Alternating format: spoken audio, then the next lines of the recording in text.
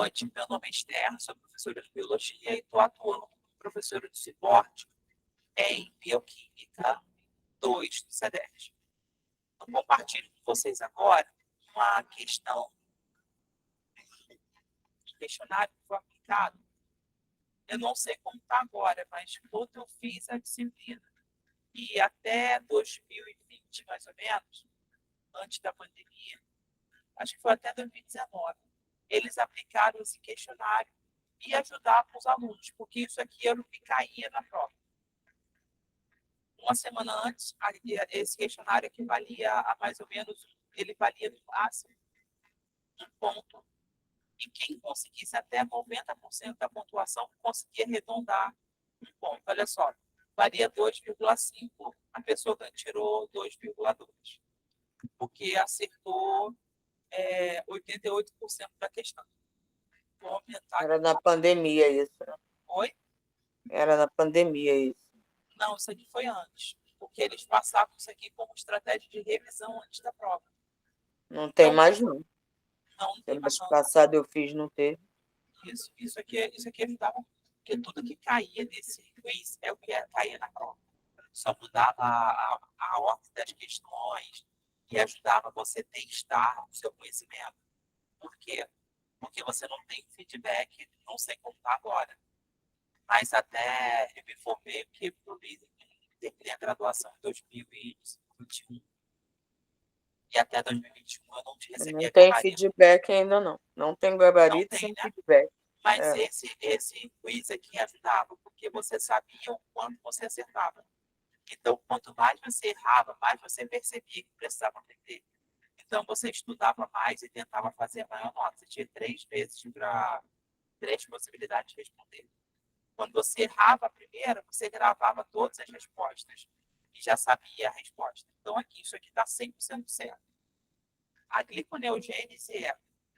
isso aqui é da P2, desculpa. Deixa eu tentar achar aqui da P2.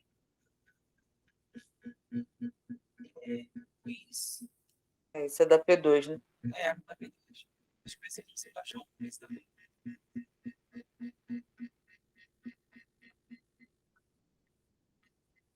Deixa eu mostrar aqui uma imagem da regulação da glicolite. Isso aqui é importante, sabe? Deixa eu ver se funciona.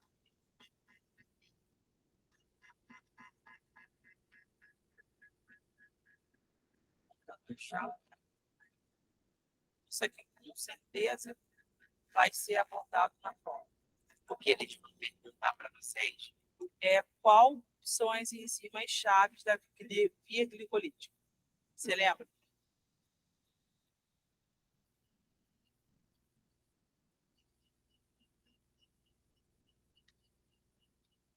Marisa?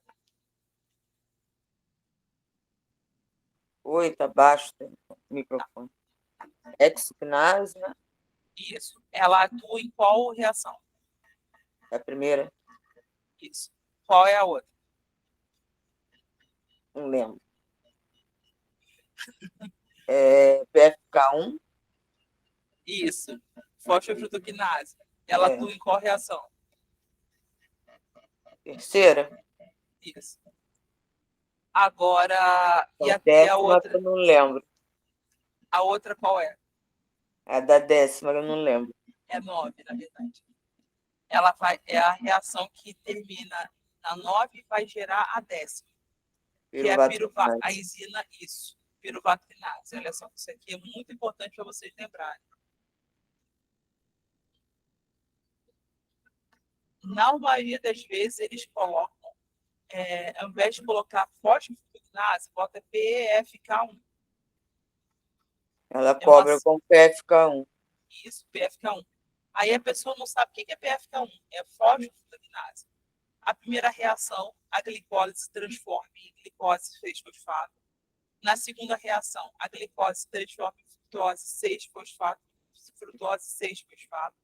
Na terceira reação, ela transforma frutose 6-fosfato em frutose 1,6-bifosfato.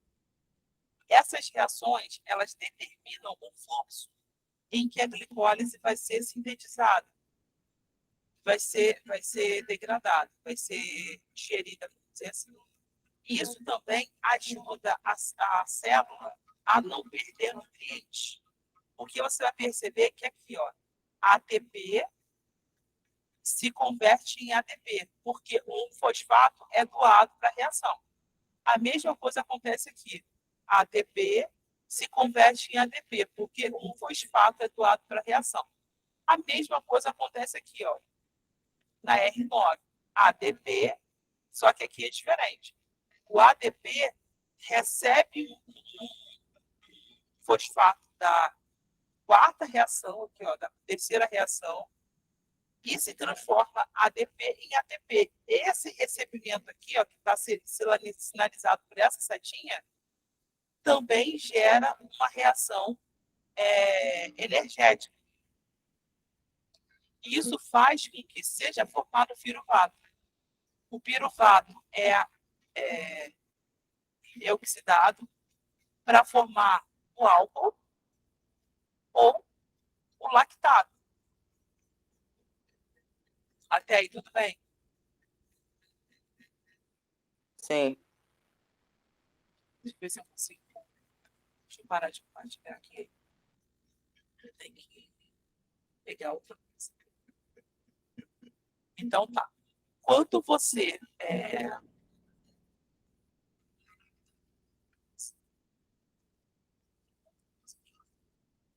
eu vou mostrar um negócio aqui que é eficiência dos exercícios aeróbicos. Porque eles podem cobrar na prova sob jejum intermitente. Isso aqui eu não artigo. Vou nem colocar isso para vocês. Isso é um artigo. Vou precisar.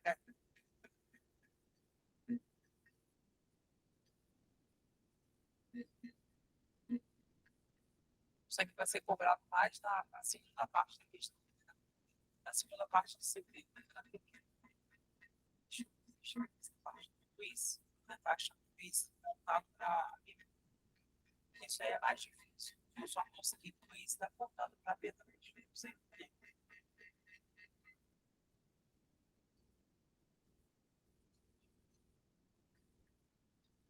Só tem quiz voltado para a P2. E o pessoal acha a P2 mais difícil. Você acha a P2 mais difícil? Eu achei a P1 mais difícil quando eu fiz. A P2 eu me saí melhor no outro semestre. Eu acho a P2 mais fácil. Eu não sei se foi porque. Então, a P2 eu achei mais fácil. Eu não sei se foi porque eu não estava preparada para o tipo de prova.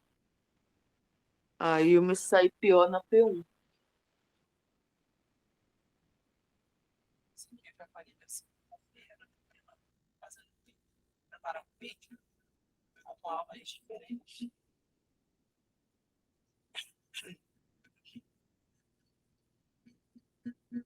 Tá, eu achei uma aqui que eu acho que vai ser relevante para vocês.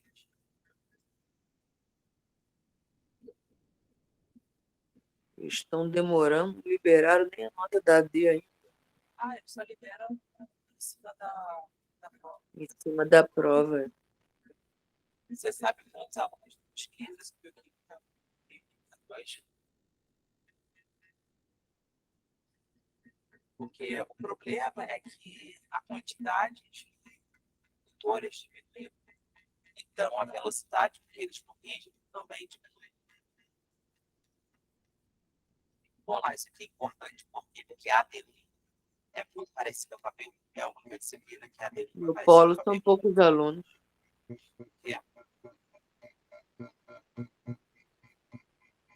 No seu polo tem poucos alunos. Tem, acho que não tem nem 15 inscritos. Tá.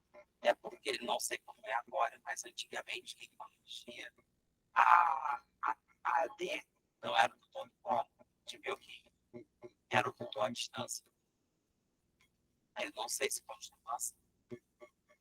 Esse mês passado foi o tutor presencial que corrigiu a AD Sim, e a AP foi à distância, né? Tem problema, o tutor corrige em uma semana, no máximo. É, Relação Ele até agora não deu as caras, não. Tutor isso, daqui de São Gonçalo, né? aí você possa usar. É, olha, São Gonçalo. Você não teve lá no Diretoria Semanal. Eu não sei, eu não tô podendo ir, que eu tô com o pé operado. Acho Ai, que eu te falei, lembra?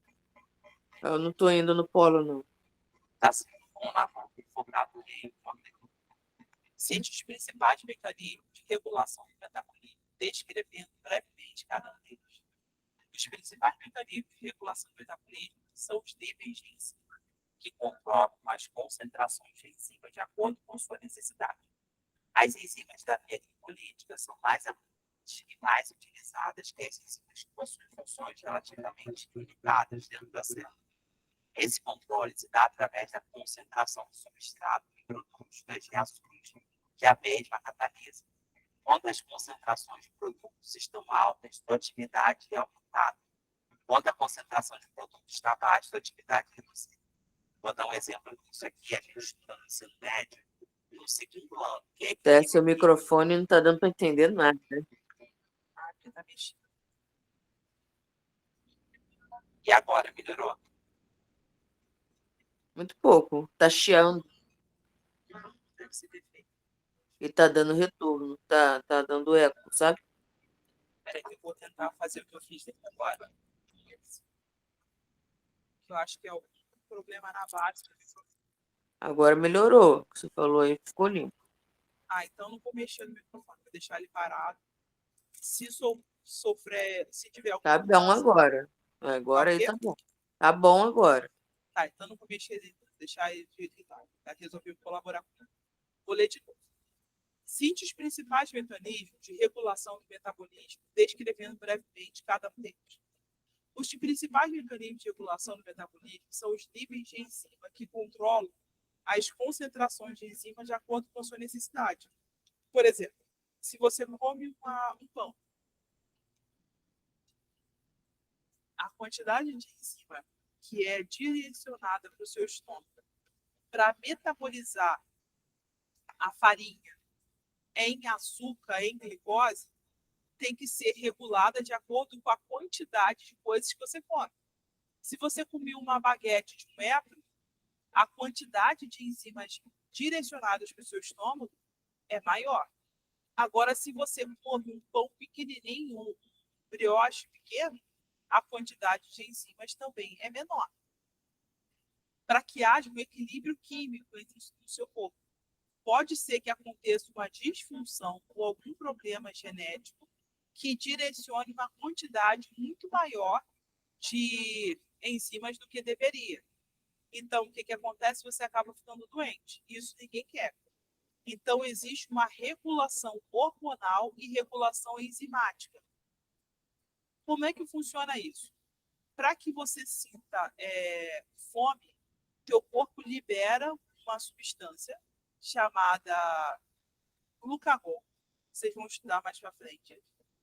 Esse glucagon induz a degradação de algumas moléculas de gordura. Ele induz primeiro que você consuma o seu glicogênio, que é a reserva de energia que fica no nosso músculo, no nosso estômago primeiro, no nosso fígado, desculpa, depois no nosso músculo e um pouquinho no nosso rim. Depois que a nossa reserva de glicogênio já acabou, o nosso corpo manda mensagem para os adipócitos para que eles comecem a ser quebrados. Depois que esses adipócitos acabam a gordura, vamos dizer assim, ele manda que o nosso corpo consiga produzir, conseguir tirar, degradar as proteínas do músculo. Isso é quando você faz jejum intermitente ou quando você faz exercício aeróbico. Eu dei um exemplo na aula passada, ou na aula retrasada, de um rapaz que conseguiu fazer em um ano 365 maratonas. Então, esse cara é o tipo de pessoa que não tem gordura nenhuma praticamente no corpo. E isso impede muitas reações do corpo dele de funcionar. Tanto que ele começou a ter várias dores no corpo, porque o músculo dele praticamente não tem glicogênio. E impede o músculo de realizar algumas reações. Isso é uma coisa que eu não recomendo de forma alguma. Ele fez isso para testar os limites do corpo dele. Eu acho que foi a primeira pessoa a conseguir fazer isso. Se ele conseguiu, com treinamento e atendimento e orientação médica, qualquer pessoa consegue, certo? Porém, é, é muito difícil isso acontecer, tá? É muito difícil porque não é muito seguro que isso aconteça. Então, nosso corpo acaba exaurindo as reservas de nutrientes e acaba prejudicando o sistema imunológico também. Vocês vão estudar isso melhor hoje. Então, nossos hormônios acabam sendo produzidos em excesso, o glucagon, e a insulina também fica brigando com o glucagon. Quando a pessoa faz muito exercício, ela tem uma concentração de insulina elevada para aumentar o gasto de energia. Tem até um tratamento que é LipPen, que é uma caneta que induz o nosso corpo a aumentar a produção de insulina. Por quê? Porque quando você induz a produção de insulina, você degrada o açúcar que está em excesso na sua corrente sanguínea. E isso faz com que o corpo não armazene gordura. Ele usa só aquela açúcar da corrente sanguínea e queime todo tipo de energia acumulada no teu corpo. Isso é induzido pela insulina e pelo glucagon, balanço, né? Número 2. Explique o conceito de reações exergônicas, endergônicas e reações acopladas. As reações exergônicas ocorrem com a liberação de energia em suas atividades. Por exemplo, esse rapaz que eu citei, que faz 365 maratonas por ano. O corpo dele se aquece e isso gera reações de degradação de substâncias facilmente, tá? Porque são reações espontâneas. Já as reações endergônicas absorvem calor. Então, quando você está com frio, a tendência de você armazenar energia é maior do que a tendência de você gastar. Então, o teu corpo acaba resfriando. Então, isso gera uma reação endergônica. Só que armazenar energia é mais difícil do que gastar. Então, essa reação de armazenamento de energia é mais difícil. Então, não é espontâneo. Para que uma reação desfavorável aconteça, é necessário uma reação acoplada. Quando uma reação favorável libera substâncias que ajudam a reação desfavorável a acontecer. Geralmente libera ATP. É como se fosse um investimento na reação para aquela cor. Isso acontece também na glicólise. A glicólise recebe investimento de uma outra via para que ela aconteça, porque a glicólise ela é termodinamicamente desfavorável. Tá? Considere as seguintes reações químicas a temperatura de 27 graus centígrados. 1H2O2 gera 2H2O. H2 mais. A Biana já falou que não vai cair nada com cálculo, graças a Deus. Como é que ela sabe? Ela falou? É a tutora à distância? É. Ah, tá. Então, se é a tutora à distância, ela sabe o que está falando. E a tutora à distância que prepara, os tutores à distância que ajudam a preparar as provas. Isso aqui, ó, não é necessariamente. Isso aqui eles podem cobrar um cálculo de vocês, mas eles também podem pedir para que vocês observem a reação. Eles podem pedir para que vocês observem a reação final. Tá vendo esse aqui, ó? Menos 50,5. 16,2. Menos 22,1. Só que se você colocar essas informações aqui na fórmula, que fórmula é essa? Essa fórmula aqui, ó. Delta H menos delta S igual a delta G. Delta H menos delta S igual a delta G. Isso aqui é uma sequência. Delta vezes H igual a delta vezes S igual a delta vezes G. tem mais continhas, é uma fórmula que tem no segundo capítulo, tá? Na questão de termodinâmica. Se você aplicar essa continha aqui, ó, vai conseguir o resultado menos 9.350. Toda vez que você descobrir um resultado negativo, é uma reação exergônica, favorável. Toda vez que você conseguir um resultado positivo, é ergônico, desfavorável. O que acontece? Para que essa reação desfavorável aconteça, é necessário uma reação acoplada. Tá? Vou pular essa aqui que você falou que não precisa. Aqui é a continha.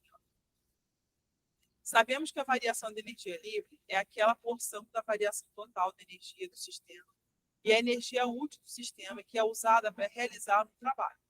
Sendo assim, encontrando a variação de energia livre de Gibbs, descobre-se a direção de uma reação. Sob a pressão e temperatura constantes, a variação de energia livre de um sistema é expressa pela seguinte forma: ΔG igual a ΔH menos T vezes ΔS. É aquela continha que eu falei que tinha que ter. Variação de energia livre, variação da entalpia, temperatura, porque eles disseram que a temperatura é 27, variação da entropia. Vou pular isso aqui porque você falou que não vai ter conta, né? Mas é só explicando, porque pode ser que eles mudem de ideia ali na hora. Mas já deve estar pronto a conta. Porque já deve ter chegado no polo hoje, porque o correio não entrega na sexta-feira. Ela falou isso desde o começo. No semestre passado também falou e não caiu, não. Ah, então Eles tá. É porque essa falaram que continha não aqui é está muito difícil. cobrando cálculo, não. Só tudo discursivo. Essa continha aqui é bem difícil você lembrar a forma, porque você precisa se atentar a três coisas. A temperatura, você precisa converter aqui, ó, 27 mais 373K, que é igual a 300K. Você tem que multiplicar alguma coisa por 300, ou seja, 50, menos 50,5 por 300. Por isso que dá esse tamanho, esse valor absurdo aqui, ó, de 9 mil e pouco. Isso aqui nem todo mundo lembra a fórmula. Então, eles cobrarem esse negócio é meio complicado. Agora, vamos aqui para uma coisa que pode ser que caia. Não podemos dizer que uma via em nenhum momento está completamente inibida ou desligada. Sendo assim, explique bioquimicamente o comportamento oscilatório da via glicolítica e como a velocidade dessa via é determinada. Lembra que eu falei para você que as enzimas chaves, principalmente PFK1, ela determina a velocidade com que a célula vai metabolizar o açúcar? Então, tá. A via glicolítica nunca está inibida completamente. Ela é regulada por diversos fatores, como a concentração de enzimas disponíveis para a realização de suas atividades. No caso, hexoquinase, PFK e piruvato renase. Sendo assim, se os níveis de enzima necessários para realizar as atividades catalíticas da via glicolítica estiverem baixos, essa via vai trabalhar de maneira mais lenta, mas nunca desligada por completo. Por quê? Porque se a via glicolítica parar, a nossa célula morre. E o nosso cérebro precisa exclusivamente de glicose. Quando não é consumido açúcar no nosso corpo ou carboidrato, ele precisa transformar gordura em açúcar e proteína em açúcar. Então, de certa forma, a gente vai usar ou a via glicolítica ou a via gliconeogênica.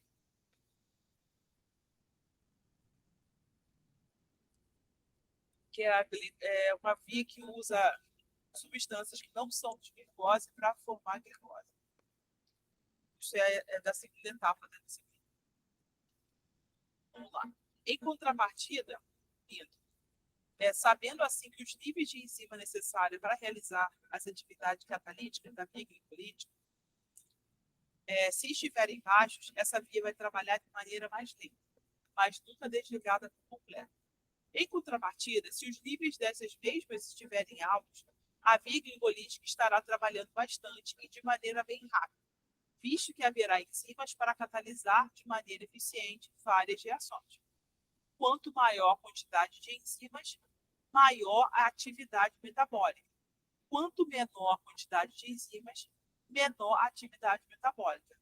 Mas sempre vai ter atividade metabólica. A diferença é que se tiver muita enzima, vai ser rápido. Se tiver pouca enzima, vai ser lento. Essa parte dá para entender? Entendi. Das 10 reações da via glicolítica, 3 são consideradas enzimas-chave. Diga quais são delas e quais reações elas catalisam. Isso a gente acabou de falar.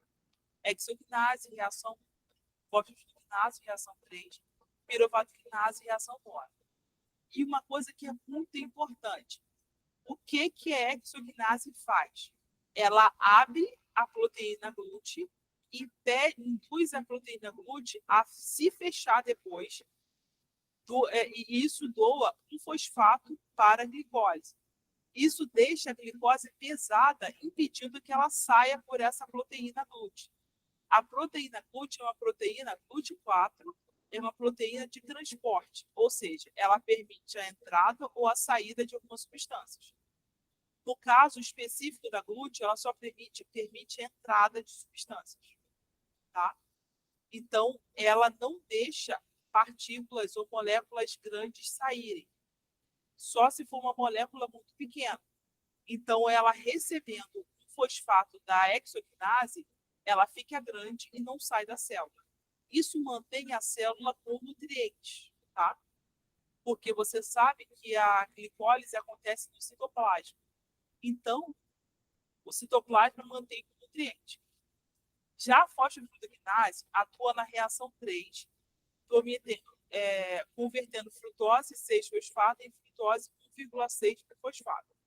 Sua importância se deve ao fato dessa enzima ser alostérica, induzível ao mesmo tempo, sendo considerada a enzima mais importante dessa via. O que é alostérica? Ela varia.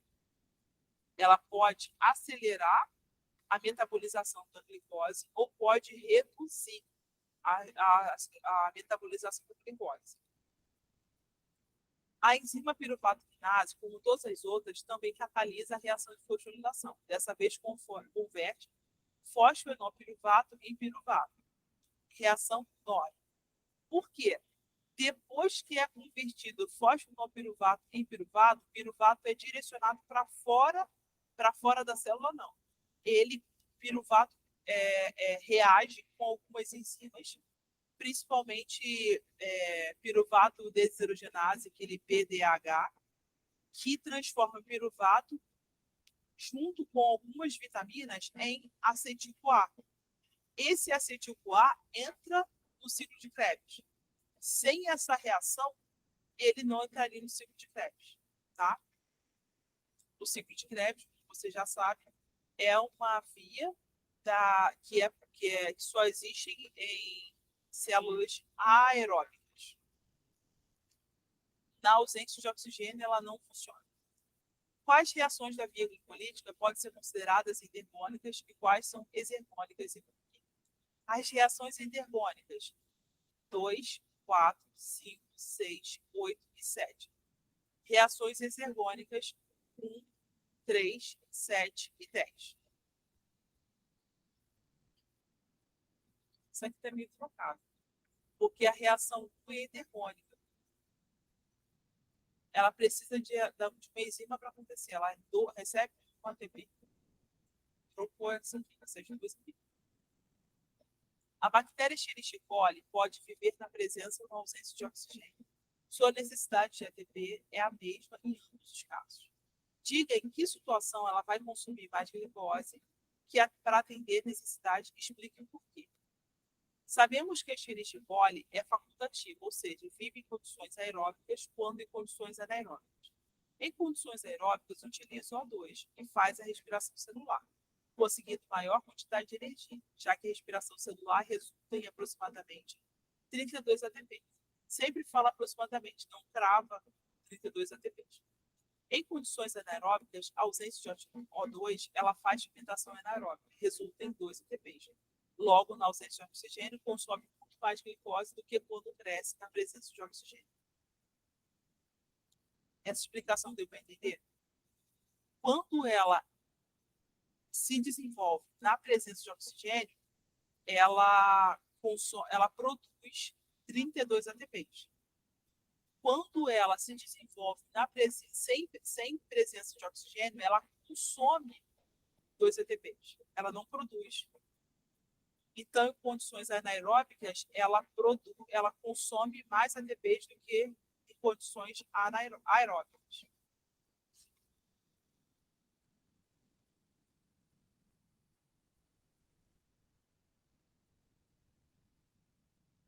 Explique a reação catalisada pela piruvato desidrogenase e sua importância para organismos anaeróbicos. É aquilo que eu falei para você. PDAH, ela atua no piruvato e transforma ele em acetil-CoA. Ele recebendo essa transformação, ele se converte no primeiro degrau do ciclo de Krebs. Sem acetil-CoA, o ciclo de Krebs não inicia. Então, se houver um problema nessa piruvato desidrogenase, a pessoa tem uma série de doenças, porque ela precisa de algumas vitaminas, por exemplo, B1, B5, B12, para acontecer. Se acontecer alguma mutação no corpo daquela pessoa e elas não conseguirem metabolizar essas vitaminas, a pessoa tem fraqueza muscular. Os músculos não conseguem produzir ciclo de Krebs, então o corpo fica fraco. A grosso modo é isso. Sobre o ciclo do ácido cítrico, quais são os produtos formados nessa etapa do ciclo? São formadas 3 moléculas de NAD, uma molécula de FAD, e para cada molécula de acetil-CoA para cada volta do ciclo. Então, se você sabe que o ciclo de Krebs tem 2 voltas, então são 6 moléculas de NAD, uma molécula de FAD, 6 moléculas de NAD e uma molécula de FAD. Mesmo acontecendo em via aeróbica, o ciclo do ácido cítrico não utiliza O2, uma vez que precisa manter a quantidade de produção de ATP. Sendo assim, o metabolismo sem O2 fará fermentação e, com isso, manterá oxigênio oxidado desse transporte. Na verdade, o ciclo de Krebs usa CO2. Tá? Esse acetil-CoA ele se converte em carbono, que se liga ao O2, que foi oriundo da acetil-CoA também, e forma CO2. 3 moléculas de NAD, uma molécula de FAD e 3 moléculas de CO2. O CAC é considerado uma via anfibólica. O que isso significa e qual a importância disso para o metabolismo celular? O CAC é considerado uma via anfibólica porque ele age tanto como uma via catabólica quanto uma via anaeróbica. Durante suas reações, esse processo é importante, pois ele é capaz de oxidar, degradar moléculas, liberando energia e sintetizando outras que podem ser utilizadas em outras vias. Olha só, ele degrada o acetil-CoA e sintetiza molécula de NAD e molécula de FAD. Você entendeu essa parte? Entendi. Isso aí caiu na D, né? Caiu na D. Pode ser que caia na B. O O que é o... pessoal pediu direcionamento para B na sala de tutoria e eles mandaram eu estudar pela D. Ah, então, estou falando para você. Eles vão mudar só a forma de abordar, mas o conteúdo vai ser igual. Essa via regulada, se sim, quais são os pontos de regulação, se não, explique por quê. Sim, o ciclo do ácido cítrico é regulado com o objetivo de evitar uma síntese desnecessária de produtos. Isso ocorre por meio da disponibilidade de substratos que são utilizados por essa via, pela inibição quanto há muito produto da mesma disponível da célula, e inibição alostérica das enzimas que trabalham na via. As reações que regulam a via são catalisadas pelas enzimas citrato-sintase, isocitrato desidrogenase e alfa-cetoglutarato desidrogenase, que possuem um ΔG altamente negativo, e malato desidrogenase, ΔG muito positivo, e piruvato desidrogenase. Olha só, vou destacar aqui. Enzimas que regulam o ciclo de Krebs. Citrato-sintase, isocitrato desidrogenase e alfa-cetoglutarato desidrogenase. Se eles cobrarem quais são as enzimas que fazem reação exergônica, você vai citar essas 3. Citrato-sintase, isocitrato desidrogenase e alfa-cetoglutarato desidrogenase. Já as enzimas que possuem delta G positivo, malato desidrogenase e piruvato desidrogenase. Elas precisam de reações que permitem que ela aconteça, ou seja, reações acopladas.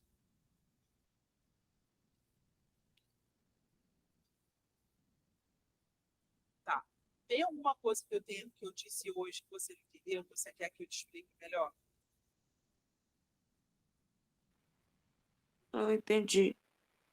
Tá, eu vou colocar Você lembrar de tudo na hora da prova. Então, o exercício que você pode fazer é escrever. Eu sou assim, eu só gravo uma informação quando eu escrevo. Se eu não escrever, eu não gravo. Então, eu sempre sugiro meus alunos escrever tudo. Tanto na escola que nas escolas em que eu trabalho, eu dou ponto para os alunos só pelo fato deles copiarem a matéria no caderno. Porque quando eles copiam a matéria no caderno, eles milagrosamente aprendem. Se eles tiram foto, eles não aprendem. Porque o fato de você é um exercício, né, cognitivo neural. Você escreve e você absorve aquela informação. Depois, se você ler uma frase, você vai lembrar daquela informação que você escreveu. Agora, se você só ouvir, vai ser mais difícil de você lembrar. Eu vou colocar essa AD que eu apresentei agora para vocês no grupo, para você passar ali depois. Depois eu mando o vídeo, tá bom? Tá bom, obrigado. Obrigada pela sua participação. Boa noite. Boa noite.